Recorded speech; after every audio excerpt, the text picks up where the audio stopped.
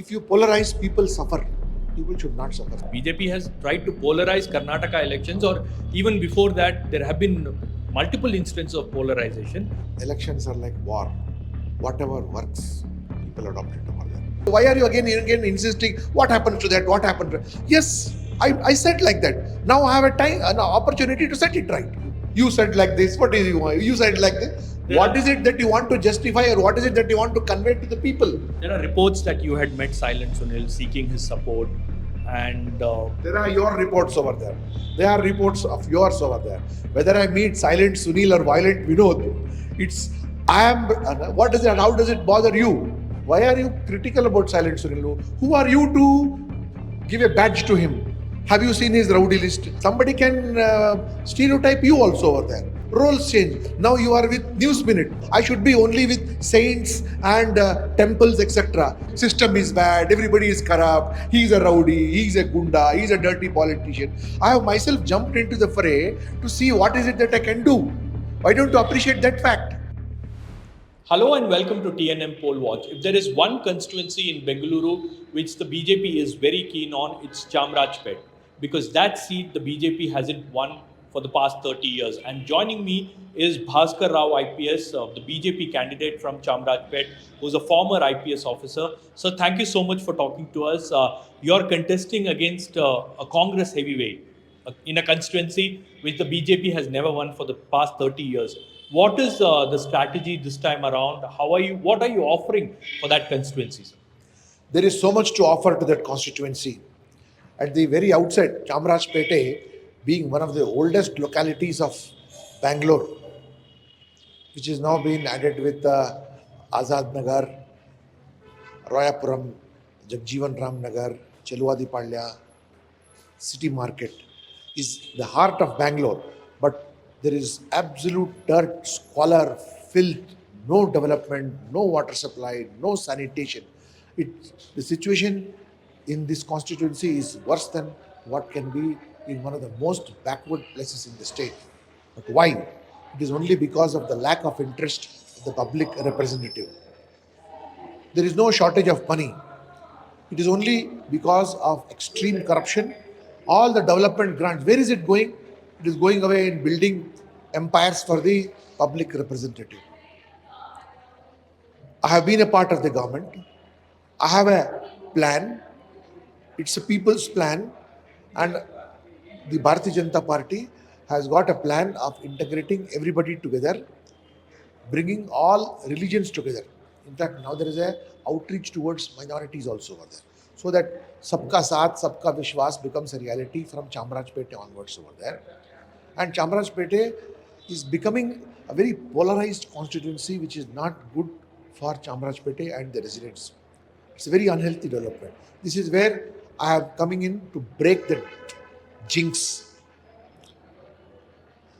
I may not belong to the minority community, but as a commissioner of police of Bangalore City, I have worked to ensure that their absolute justice prevails for the minorities over there. I have ensured dignity of the Nizamuddin Markaz high priests who came to Bangalore. They were never insulted or humiliated during COVID, when all over the country they were being insulted and humiliated. I found it an honorable exit for them to be accommodated in Haji Bhavan. Then COVID victims in Padarahandpura were being shifted around. I prohibited them from being photographed over there. I ensured rule of law so that nobody comes to harass them also over there. And when it was an absolute containment zone, I saw to it that all facilities are granted there. Then let me complete. Even when the CAA, NRC protests took place in Bangalore, I ensured that they get an equal opportunity, unlike what happened in Delhi, Mumbai or Nagpur or Hyderabad, where bloodshed took place. In Bangalore city, not a drop of minority blood fell over there. This we did it on the basis of our humanitarian work, along with the 31,000 force over there. So today, I am reaching out to the 45% minority community in Chamarajpet, saying that, look, let us not polarize. Have trust in me. I have done my best as a commissioner of police. I can do much better. I can have a clean, neat, educated, developed, skilled Chamarajpet constituency, where there is a better tomorrow for your children over there. Schools are not working, government schools are not working here, hospitals are not working here. The common excuse is that there is a Victoria Hospital, go there. But Victoria Hospital is not meant for the cold, cough, and stomach pain of the people. It is a specialized hospital. People need basic facilities over there. There is no water supply. When a member of parliament goes there, people come out and say, I want water. Water is flowing so freely in extensions around, like Basangudi, Chikpete, Vijayanagar, Rajajinagar, Govindraj Nagar, and surrounding areas. Why not Chamarajpet? It is the oldest place. And people get up at 2 o'clock, 3 o'clock in the morning to collect water. Again, they have to go back and work. So the strategy is to clean up that place first. Okay, you said that polarization is a main issue there. Uh, Polarization is not good for politics, but as far as BJP is concerned, polarization is their election strategy. It is good for them, is what many elections have proved. In fact, that is something that the BJP banks on. And now, being a BJP candidate, you say that polarization is not good, and you are trying to depolarize that entire area. It's like quite contradictory, right? Is it bad to depolarize and bring humanism? I'm asking you, working for inclusive politics, is it bad?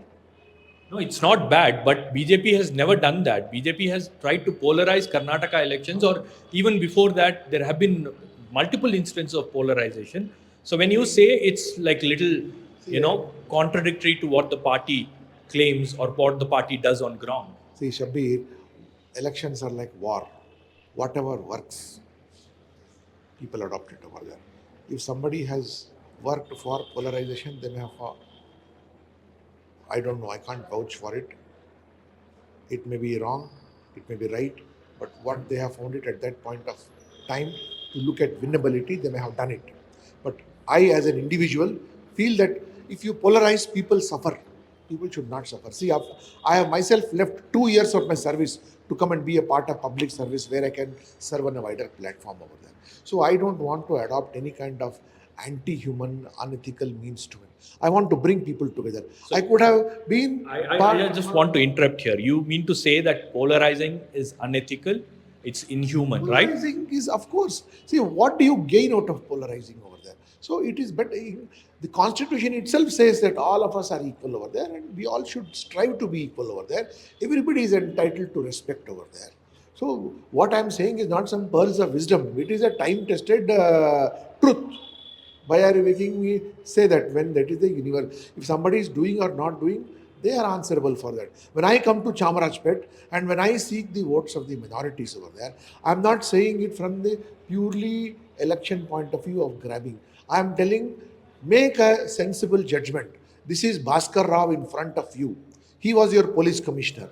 He has interacted with you. He has come inside Padarayanpura. He has been a part of ensuring that your pride is intact, your people are intact, and your voice is heard, and you are safe. Is it all polarization? Yes, you say that you are going to reach out to the 45% of minorities, but issues like halal, issues like hijab, these are issues that the BJP deliberately tried to polarize, right? So if that is the case, then how do you even come and make this claim that you're going to depolarize that area when the rest of the party is banking on polarization? I'm talking about Chamarajpet. I'm talking about Chamarajpet over there.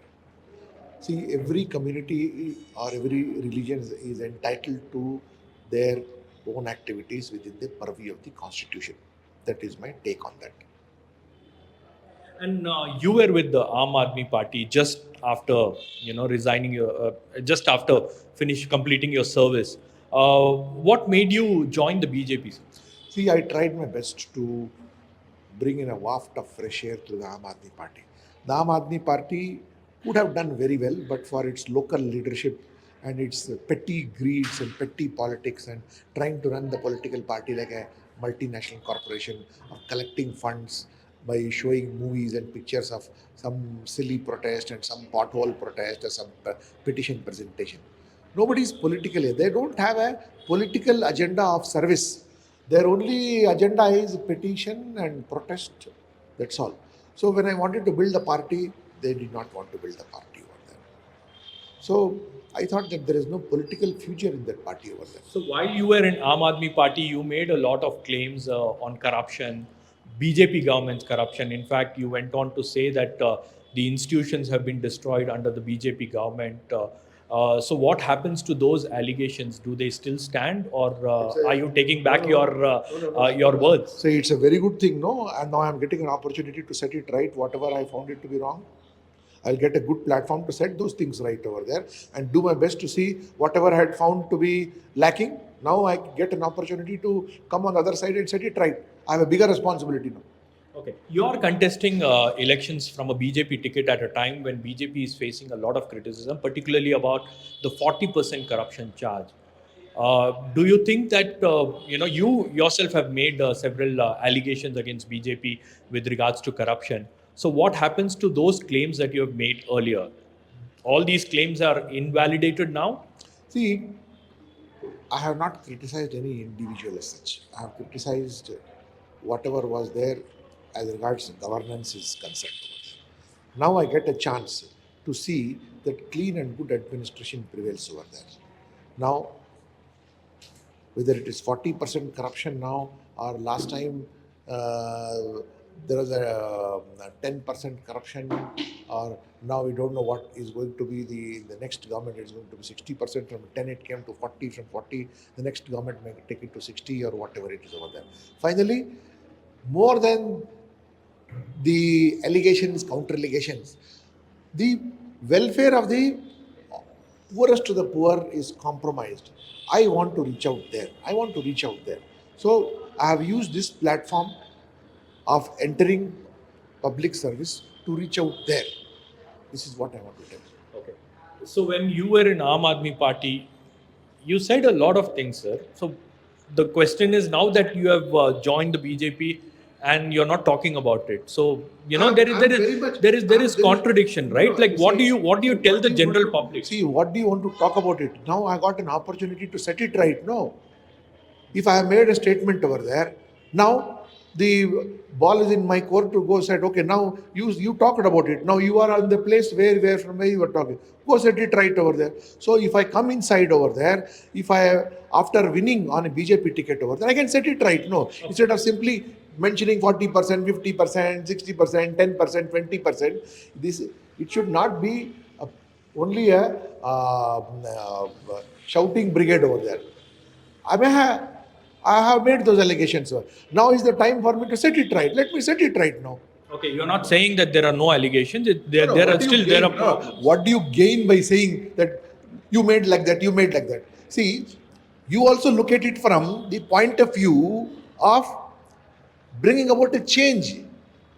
Instead of you also becoming a bigger politician than me, I say you said like that. What happened to that? What happened to that? I myself telling you, yes, I said that. Now I have a chance to set it right over there. So why are you again insisting? What happens to that? What happened to that? Yes, I said like that. Now I have an opportunity to set it right.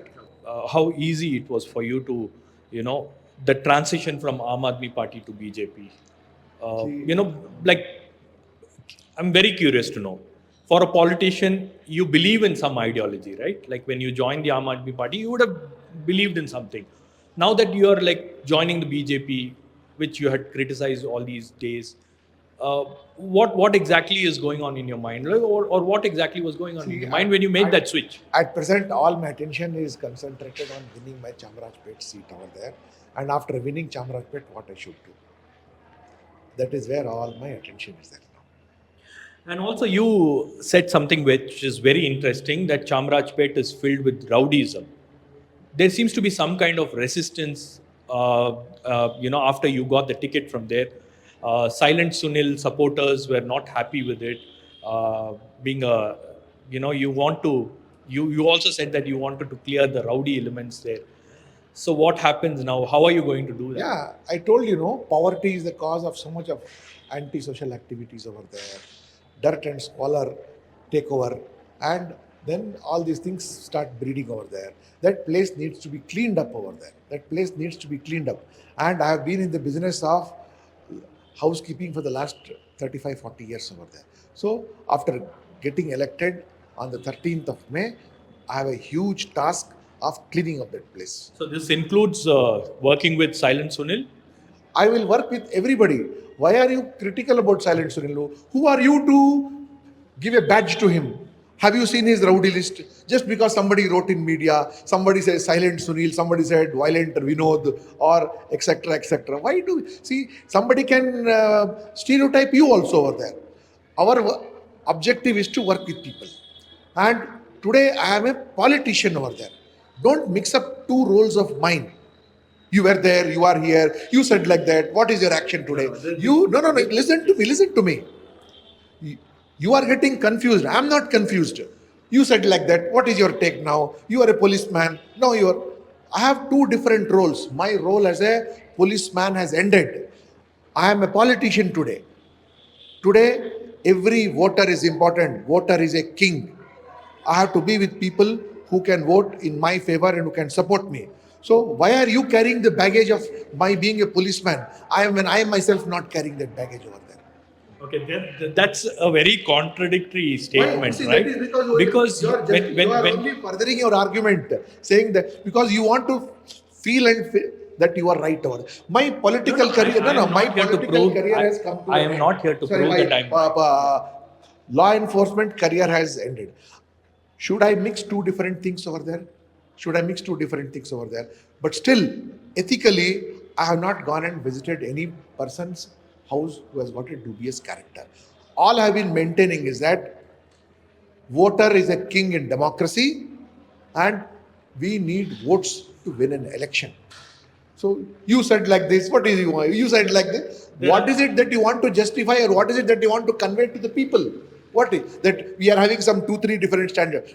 That was a different role. This is a different role. Roles change. Now you are with News Minute. When you go to Deccan Herald or Times of India, which you have got every right to do over there, you subscribe to that ideology over there and you run the show over there.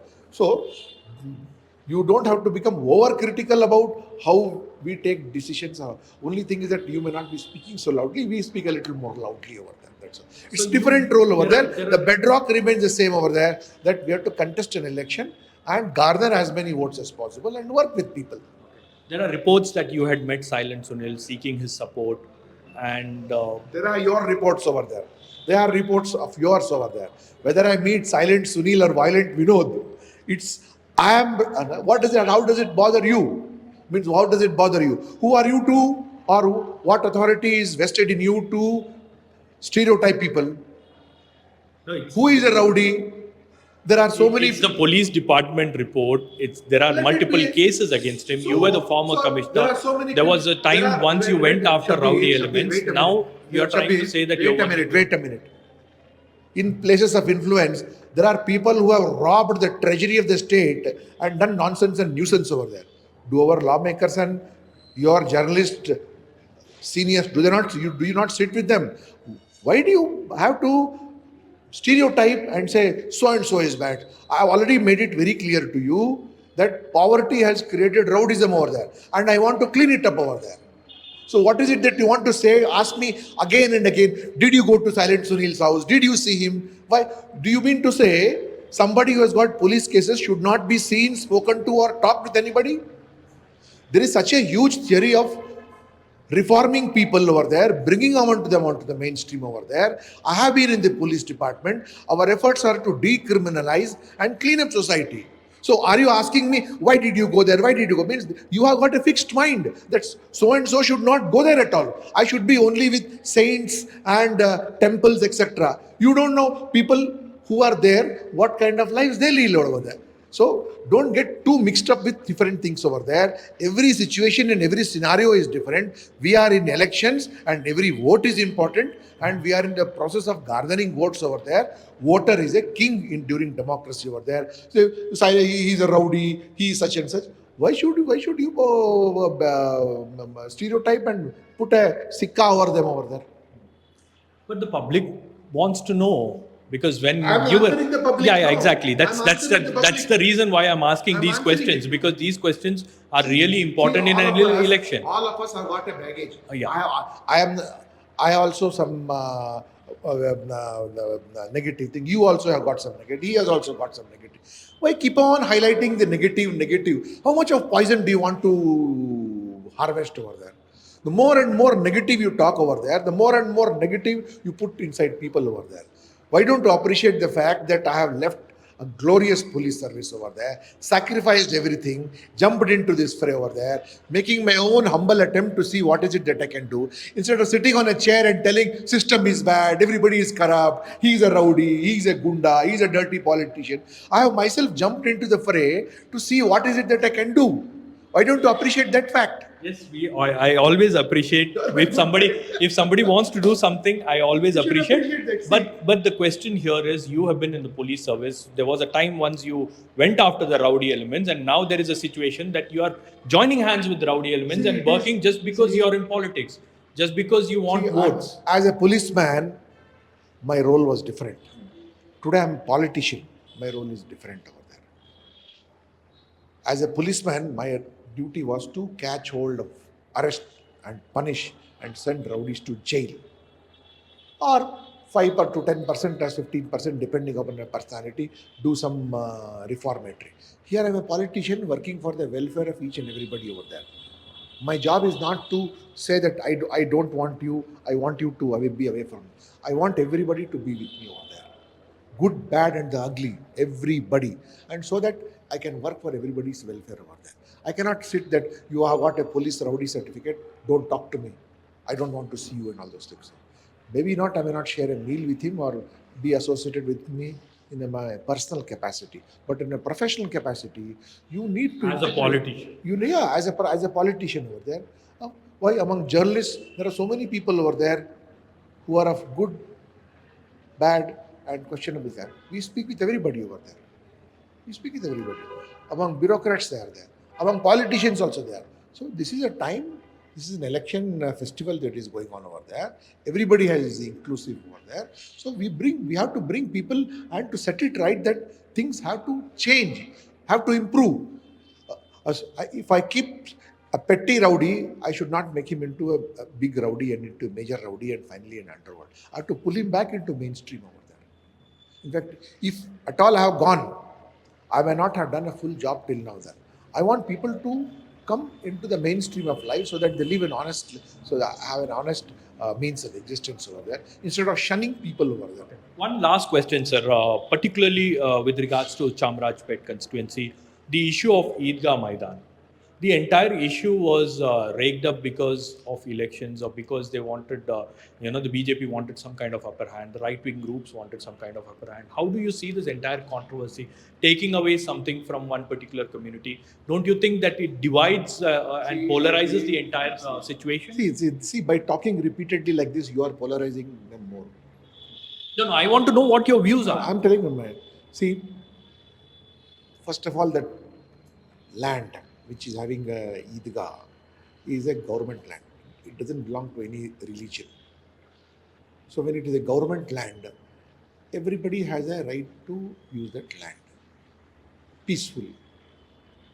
It is not that your personal property is being snatched from them. Government records have clearly shown that government is the owner of the land over there. So let everybody peacefully use it with the people together over there.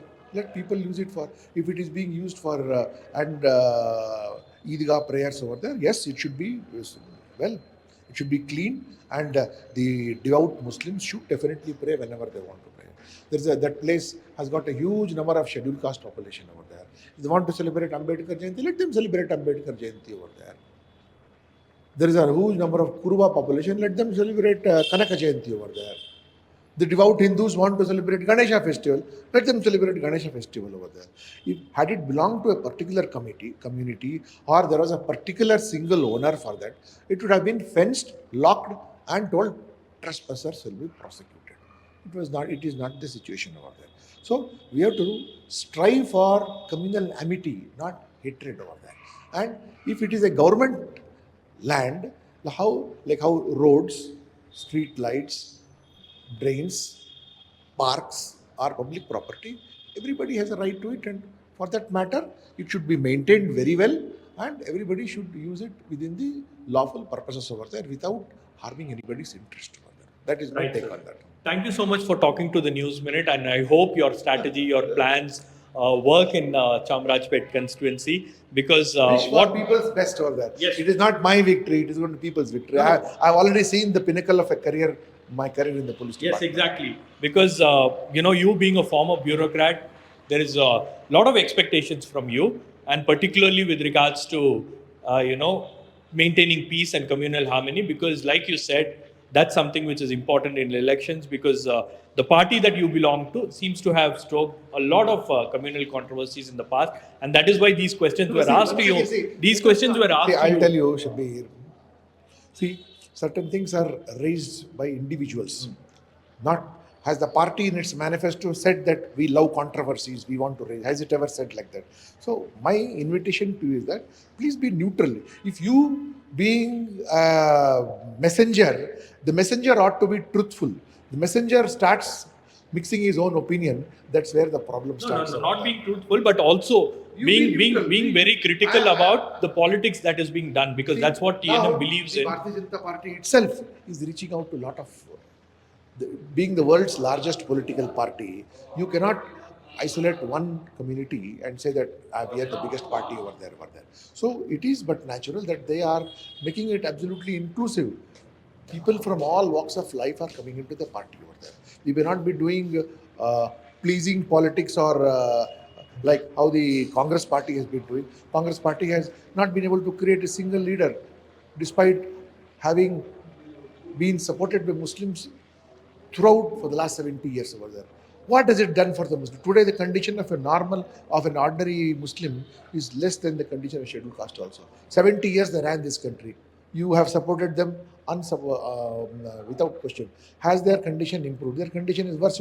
At least scheduled caste, scheduled tribes had their commissions, improvement, and economically, socially, they have lifted them. Has a Muslim, go and see the condition in KJ Halli, DJ Halli, Chalwadi Palya, JJ Nagar, how they live in such utter poverty over there. It will shock your senses. These are the things I'm saying. I can do something on that. Okay. What is the point in having a public representative of the same community for the last 18 and a half years and no effect on that?